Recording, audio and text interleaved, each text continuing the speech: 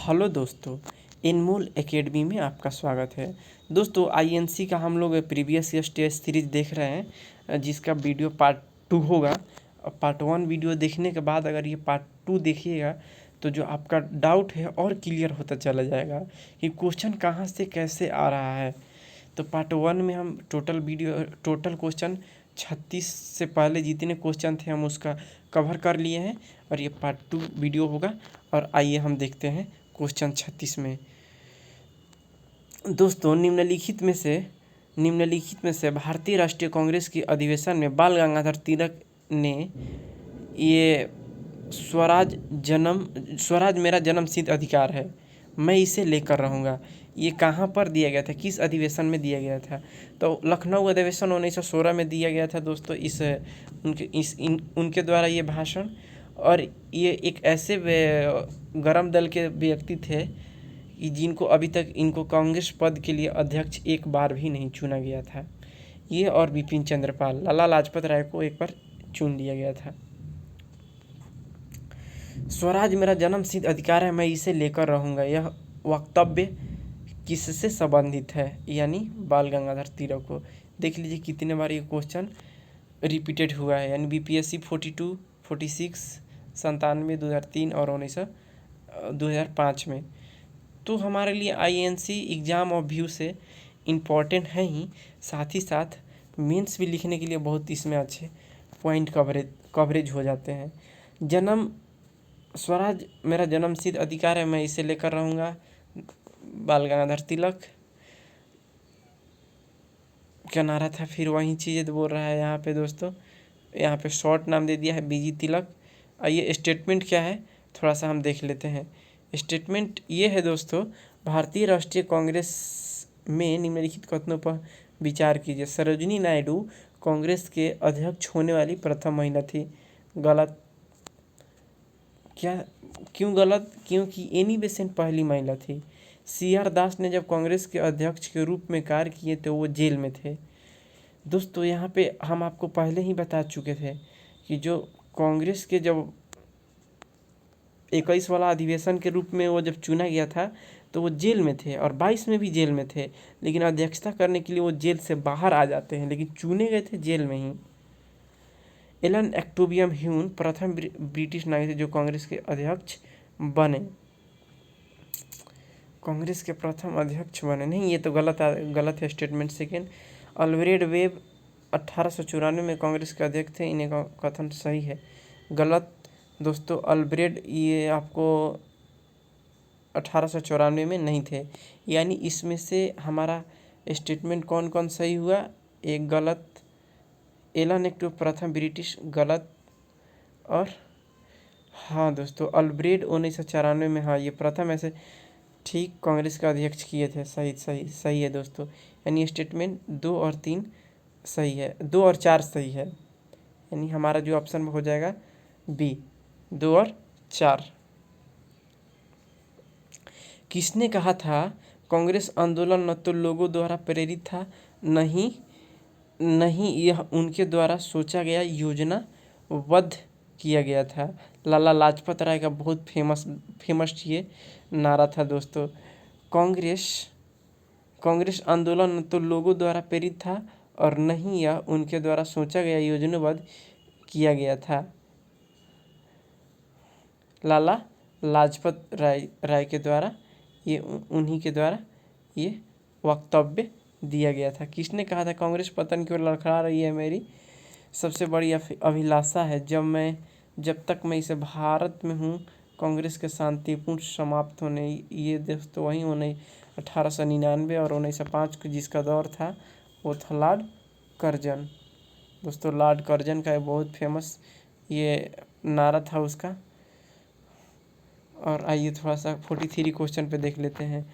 अध्यक्षता संबोधन के समय जिस कांग्रेस अध्यक्ष ने हिंदी भाषा के लिए रोमन लिपि लागू करने के लिए वकालत की, वे कौन थे? यानी सुभाष चंद्र बोस दोस्तों, हरिपुरा अधिवेशन में कांग्रेस ने हिंदी भाषा के लिए रोमन लिपि लागू करने के लिए वकालत थी। ये प्रथम ऐसे अध्यक्ष थे जो 1938 में इसकी वकालत की।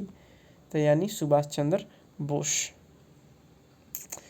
भारत के स्वतंत्रता प्राप्ति के बाद निम्नलिखित में से किसके सुझाव दिया गया था कि भारतीय राष्ट्रीय कांग्रेस को समाप्त कर देना चाहिए?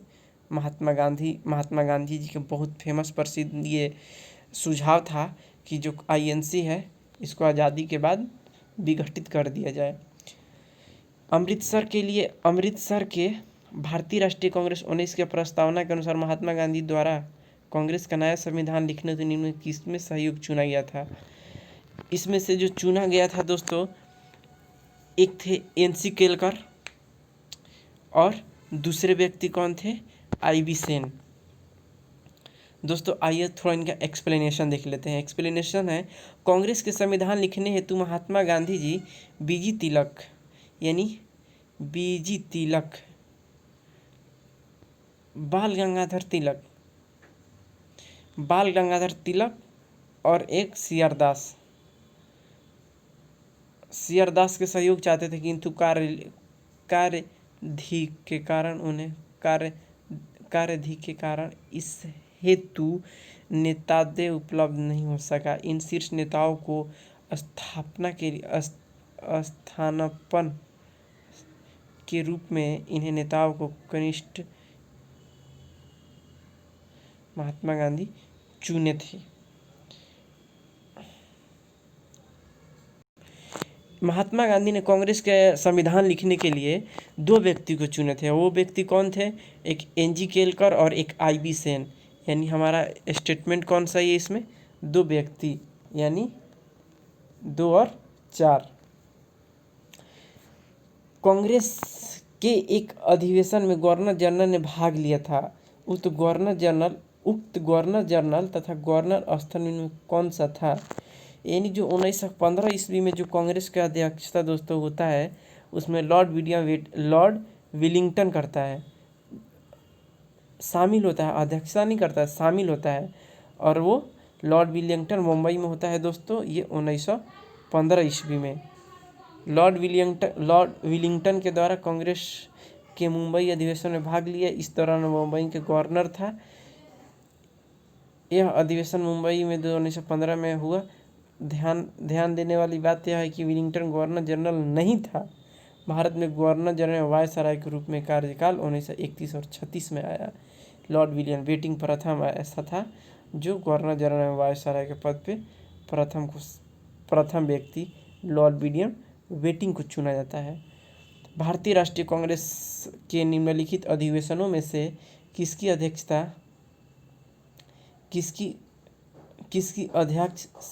विजय राघवाचारी ने किया? चेरियार दिया, लेकिन दोस्तों ये ऑप्शन बी राघवाचारी होगा, विजय राघवाचारी। और वो अधिवेशन रहता है दोस्तों नागपुर अधिवेशन। ये नागपुर अधिवेशन इसलिए रहता है, इसलिए इम्पोर्टेंट है कि जो महात्मा गांधी जी के द्वारा असहयोग आंदोलन था, प्रस्ताव यहीं पर लाया गया था नागपुर अधिवेशन में, इसीलिए हमारे लिए इम्पोर्टेंट हो जाता है 1920 का कांग्रेस अधिवेशन। निम्नलिखित में से किस अधिवेशन में कांग्रेस ने पहली बार भारतीय रियासतों के प्रति अपना नीति घोषित की थी? यानी नागपुर अधिवेशन में। थोड़ा सा एक्सप्लेनेशन देख लेते हैं क्या है। 1920 में भारतीय राष्ट्रीय कांग्रेस ने अपनी नागपुर अधिवेशन में रियासतों के प्रति अपनी नीति की घोषणा करते हुए उन्हें शासकों को यह मांग की पराजय का पूर्ण उत्तरदायी सरकार को दी जाए। कांग्रेस के नागपुर सत्र 1920 के पश्चात प्रांतीय कांग्रेस समिति का गठन का भाषाई आधार पर किया गया था।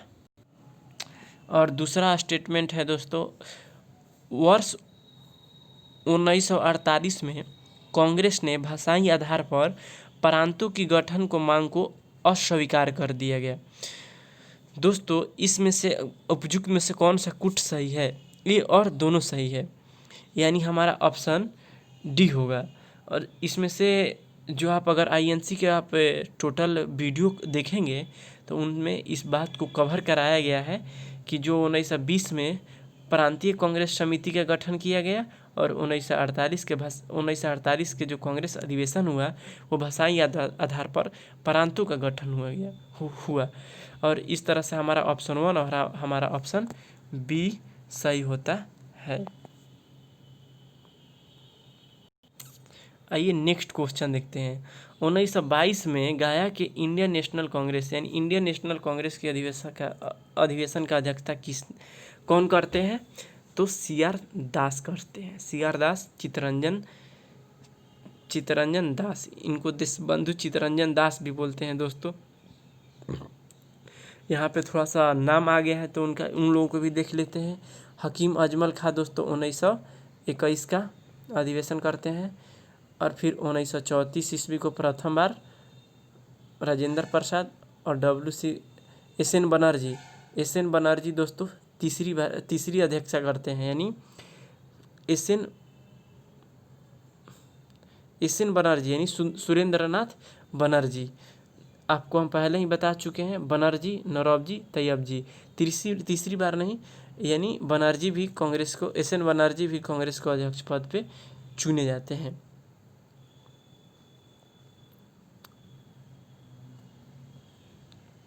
निम्नलिखित में से किसने अखिल भारतीय हरिजन सेवक संघ की स्थापना की थी? महात्मा गांधी जी के द्वारा ये 1932 ईस्वी में किया गया था दोस्तों। नीचे उन व्यक्तियों को सूची दी गई है जो भारतीय राष्ट्रीय कांग्रेस के अध्यक्ष चुने गए हैं। नियमी अनुसार उन्हें क्रमबद्ध कीजिए, नीचे कूट को अपने सही कीजिए।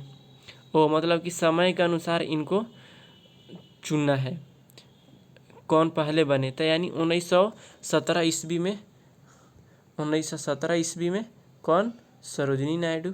1924 ईस्वी में कौन? महात्मा गांधी। 1929 ईस्वी में कौन?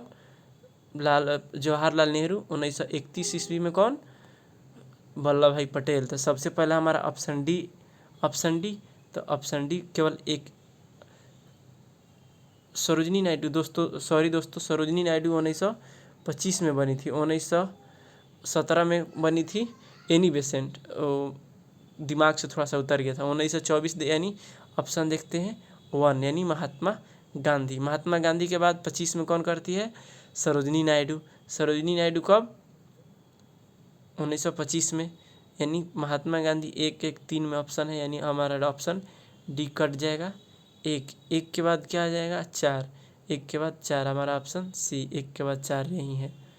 तो अगर आप अच्छे से पढ़े रहेंगे तो आराम से इधर उधर करके आप उसको समय काल को निकाल सकते हैं। उसमें से 2 या 3 भी याद रहेगा तो आपका काम हो जाएगा। भारतीय राष्ट्रीय कांग्रेस की 1924 का अधिवेशन महात्मा गांधी बेलगांव में करते हैं। कर्नाटक में दोस्तों पड़ता है बेलगांव। हालांकि महात्मा गांधी को अध्यक्ष पद के लिए 2 बार चुना गया था, एक 1929 में और एक 1924 में। लेकिन महात्मा गांधी ने अपने आप को स्वीकार नहीं किए कि हमको 1929 में कांग्रेस के अध्यक्ष पद के लिए अपने आप को लिए वो माने नहीं, बोले नहीं। इस समय जो दौर था भगत सिंह का दौर था, भगत सिंह बोले थे, यानी युवाओं का दौर था।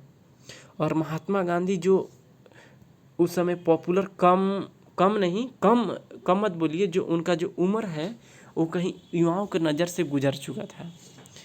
और जो युवा लोग थे वो एक युवा व्यक्ति को देखना चाहते थे। इसीलिए महात्मा गांधी ने बोले कि नहीं, हमको 1929 का अधिवेशन नहीं करना है और अपना टोटल कार्यभार पंडित जवाहरलाल नेहरू को दे देते हैं, जो कि पंडित जवाहरलाल नेहरू के द्वारा प्रथम अधिवेशन रहता है। वर्ष 1938 ईस्वी में 57 क्वेश्चन देखते हैं। वर्ष 1938 ईस्वी में भारतीय राष्ट्रीय कांग्रेस के हरिपुरा अधिवेशन कौन करते हैं दोस्तों? सुभाष चंद्र बोस। जैसे कि हम 6वां वीडियो में कवर किए हैं कि हरिपुरा त्रिपुरा अधिवेशन के बारे में टोटल वहाँ पे कवर किए हैं। उम्मीद करते हैं उस वीडियो को अगर आप देखिएगा, एक या 2 बार देख लीजिएगा तो आपको INC इस क्वेश्चन से 70% कंप्लीट हो जाएगा। सुभाष चंद्र बोस हरिपुरा दोस्तों गुजरात में पड़ता है, इसको भी याद रखेंगे।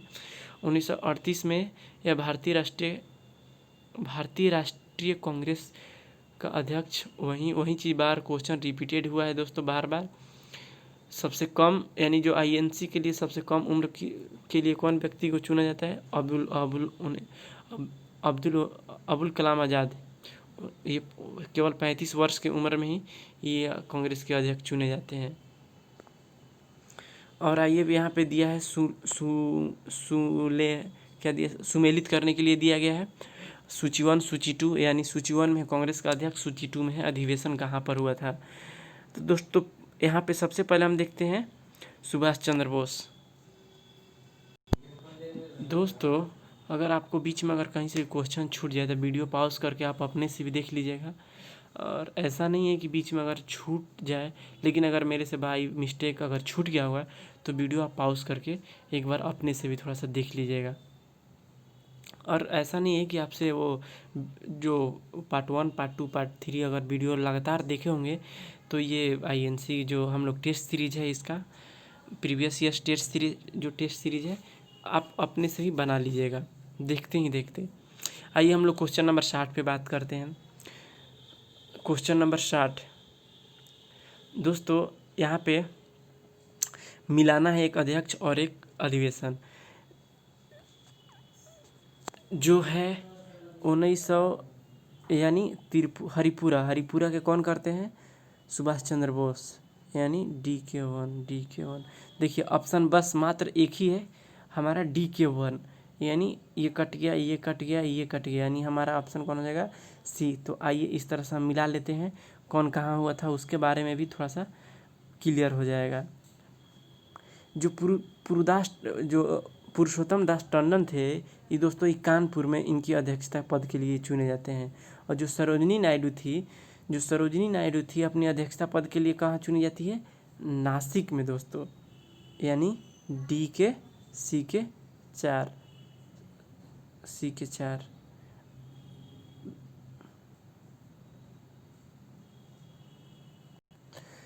सॉरी दोस्तों, जो सरोजिनी नायडू थी वो नासिक नहीं मद्रास में चुनी जाती है। और बच गया ऑप्शन A के D।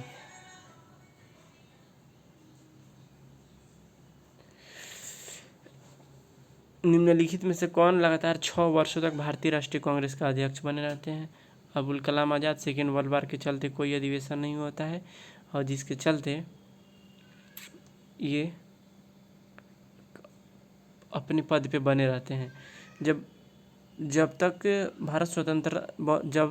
भारत स्वतंत्र आज़ाद हुआ उस समय आईएनसी का अध्यक्ष कौन थे? तो JP कृपलानी जी थे।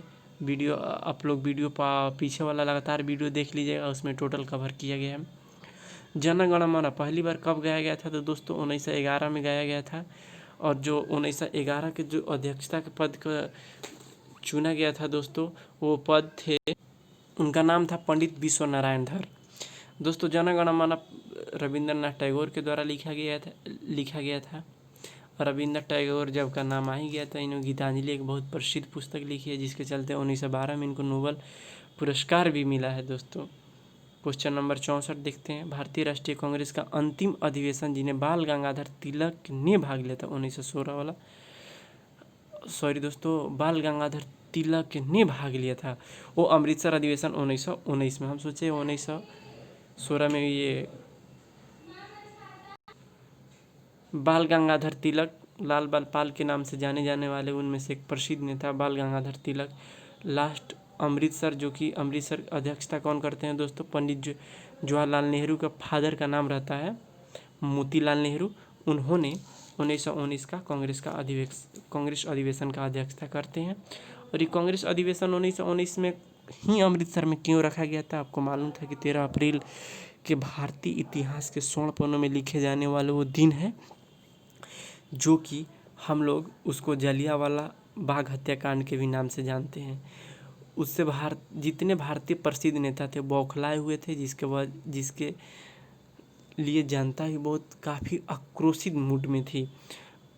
उनके लिए कार्यनीति तैयार करना कांग्रेस की एक बहुत बड़ी जिम्मेदारी थी, जिसके लिए वो लोग अमृतसर में अधिवेशन रखना उचित समझे। तो ये जो हमारा टोटल आईएनसी के जो कंप्लीट सीरीज है दोस्तों, क्वेश्चन है, जितने आईएनसी के बारे में क्वेश्चन किया गया है ये टोटल प्रीवियस ईयर से आप लोग देख सकते हैं। MPPCS, UPPCS, IAS MP PCS, Rajasthan PCS, Chhattisgarh PCS, ये टोटल के टोटल इसमें कवर किया गया है। उम्मीद करते हैं कि आपको ये वीडियो का सीरीज़ अच्छा लगा होगा और इसके बाद हम लोग चालू करेंगे जो वायसराय का कार्यकाल है उस वो वाला सीरीज़। तो आइए हम लोग नेक्स्ट वीडियो में मिलते हैं। Okay bye, thank you.